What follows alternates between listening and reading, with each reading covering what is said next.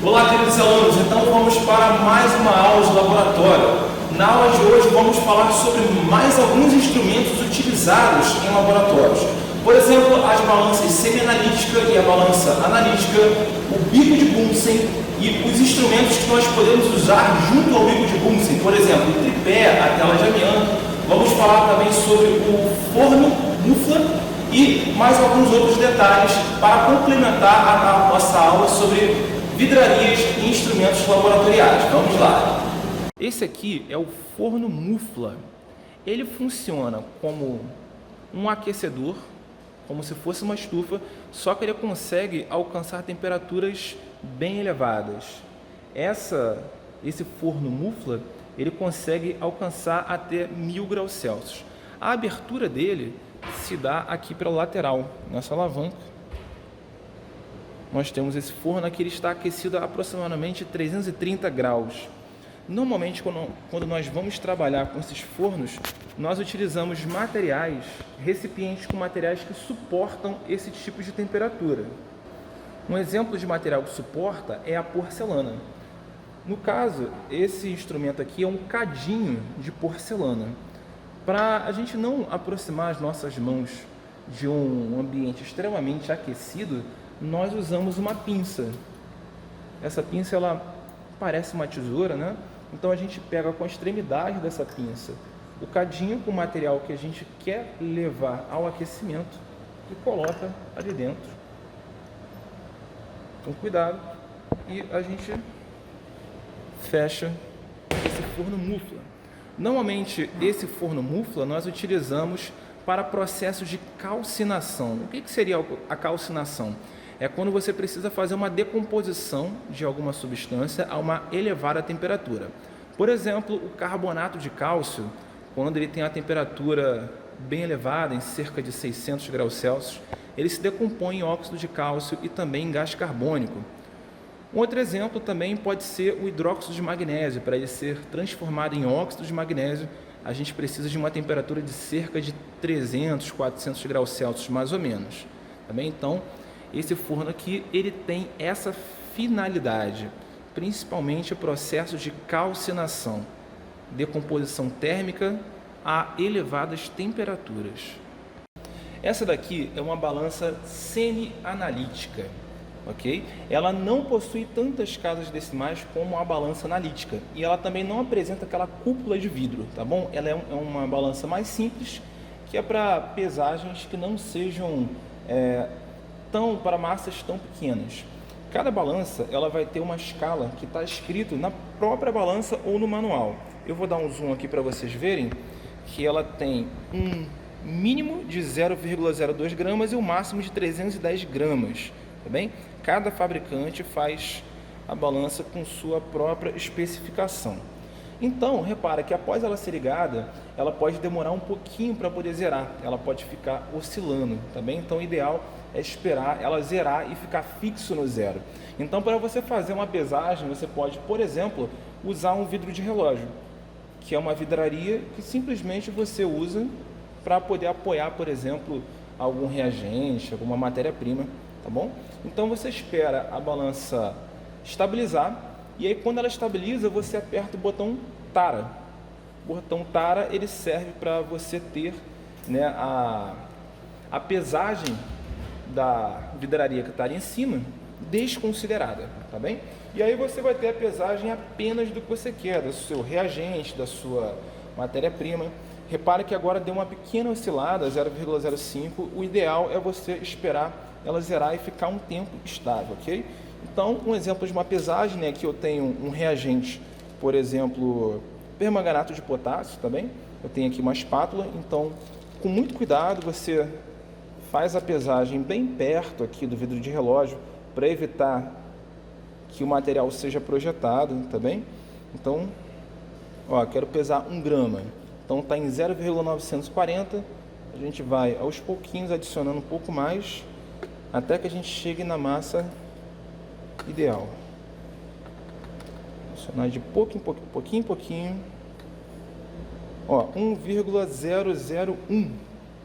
Então, repara que foi uma massa bem bem específica, né? 1 grama, nós temos aqui 1 grama, então dessa forma a gente sabe que com 2 algarismos significativos de certeza e um algarismo que a gente tem dúvida, não um algarismo duvidoso, 1,00 gramas. Então, eu vou retirar agora o vidro de relógio.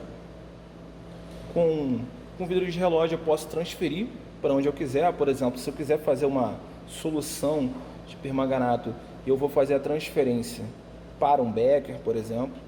E aqui, repara que quando você tira o material que foi pesado, né, ele tem essa marcação como um número negativo. Por quê? O vidro de relógio estava ali mais ou menos 41 gramas. Então, para a balança zerar, você aperta a função tara, tá bem? Para ela poder ficar zerada. O importante é que sempre, antes e após as pesagens, você faça uma limpeza com um pincel bem de leve, principalmente na área do prato, tá bom? O ideal é fazer com ela desligada para ela não ficar oscilando, mas a gente tem que manter a balança bem limpa, mas principalmente o prato, que é onde a gente faz a pesagem, e a probabilidade de cair algum reagente, alguma matéria-prima aqui é muito maior. Nós temos aqui uma balança analítica. A principal diferença entre a balança semi-analítica e analítica, a diferença visual seria a presença dessa cúpula de vidro, que ela vai deixar o material que vai ser pesado muito mais isolado de qualquer corrente de ar, tá bem? Repara que essa é uma balança com 4 casas decimais. Então, para a pesagem, a gente precisa conferir se essa balança está estabilizada. Toda balança analítica, ela vai ter uma marcação desse tipo aqui. Repara que é um círculo e tem uma bolha d'água ali. Se aquela bolha não estiver dentro da marcação, nós precisamos fazer um ajuste nos pés da balança. Repara que os pés dessas balanças, eles são ajustáveis. Então você precisa fazer um ajuste para saber se ela está, ou melhor, você precisa fazer um ajuste caso ela não esteja, essa bolinha de ar, ela não esteja dentro do círculo, tá bem? Então, para fazer a pesagem, você pode abrir essa cúpula de vidro, tá bem? Ela tem uma portinha na direita, uma portinha na esquerda e também uma portinha em cima, tá bem? Então, para fazer a pesagem, você também pode, por exemplo, usar um vidro de relógio, que é essa vidraria que a gente usa com essa propriedade mesmo de pesar algum sólido, tá bem? A gente espera a balança estabilizar. Quando ela estabiliza, a gente aperta a função tara. Qual é a finalidade da função tara? Ela vai desconsiderar o peso do vidro de relógio, aqui no caso, né? Qualquer outro recipiente teria o seu peso desconsiderado. Agora eu também vou fazer a pesagem, só que de uma massa inferior. A balança analítica tem essa finalidade, né? Então, para manusear a balança analítica, é ideal também que você tenha o cuidado de não deixar o seu material que ele pingue para fora, que ele projete aqui para fora do vidro de relógio. Então, com cuidado, você vai adicionando o reagente, tá bem? Então, repara, com 4 casas decimais você tem uma maior precisão, ok? Então, nós temos aqui, como em toda balança, a quantidade mínima e máxima que pode ser pesado aqui. Nesse caso, nós temos um mínimo de 10 miligramas e um máximo de 199,990 gramas. Para que a balança estabilize, o ideal é que essa cúpula de vidro ela seja toda fechada. Toda fechada. Após você fechar, é que você vai esperar a balança estabilizar, tá bem? Para você poder ter certeza da massa, porque essas balanças analíticas, elas são muito sensíveis, muito mais sensíveis do que qualquer outra balança. Após a pesagem, nós vamos abrir a cúpula. Você precisa conferir se não teve nenhum material que ficou na balança, tá certo? E você faz uma limpeza para conferir se não há nenhum resíduo e para deixar também a balança limpa para uma próxima pesagem, para um próximo aluno, no caso de uma faculdade, ou um próximo profissional, no caso de um laboratório.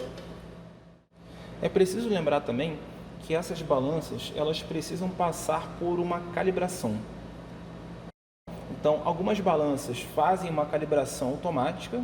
Essa balança, como é um pouco mais antiga, você precisa fazer a calibração manual. Então, o fabricante ele dá um pezinho que tem uma massa bem definida, 1,000 gramas. E aí você vem aqui nessas opções de função, coloca na opção de calibração e aí o circuito eletrônico da balança vai reconhecer que aquilo ali é de fato o 1,0000 gramas e vai se calibrar. E você pode fazer isso também com outros materiais de outros pesos, mas também fornecidos pelo fabricante. Nós temos aqui agora um dessecador, que ele é utilizado para guardar substâncias em atmosfera com baixa umidade. Qual a característica principal desse instrumento? Ele apresenta uma tampa, que ele faz uma selagem, tá bom? Aqui nessa tampa você passa uma graxa para ele poder aderir bem, ok? Aqui nós podemos colocar esses materiais. O que é que a gente tem dentro desse dessecador? Nós temos uma base que ela é toda cheia de furinhos e aqui dentro nós temos o material dessecador, que é a sílica gel.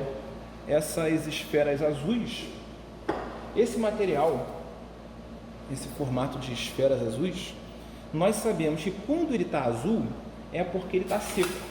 Quando ele está hidratado, ele já absorveu bastante umidade, ele fica rosa, tá bom?